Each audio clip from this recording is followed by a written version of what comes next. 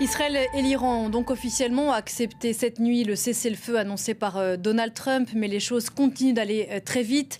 Et l'armée israélienne affirme que Téhéran a lancé des frappes après l'heure convenue de l'arrêt des combats.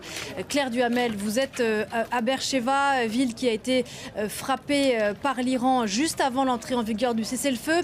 Avant d'en dire quelques mots, un mot du fait qu'Israël maintient la pression vis-à-vis de l'Iran et se tient prête, dit-elle, à riposter à tout moment?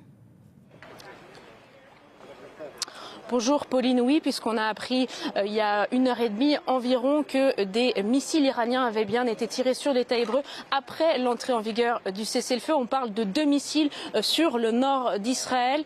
Nous sommes ici dans le sud d'Israël, à Beersheva. Alors selon les secouristes israéliens, il n'y a pas eu de victimes dans ce tir de 2 missiles supplémentaires, mais c'est certain que ça crée une forme de pression et on le ressent ici quand on parle aux Israéliens. Les gens nous disent qu'ils veulent que ce cessez-le-feu tiennent pour certains, mais qu'ils veulent qu'Israël reste fort et potentiellement frappe l'Iran, même si cela signifierait clairement que les deux parties rompent le cessez-le-feu. Alors ici à Beersheva, vous pouvez le voir derrière moi, on est sur le lieu d'un impact.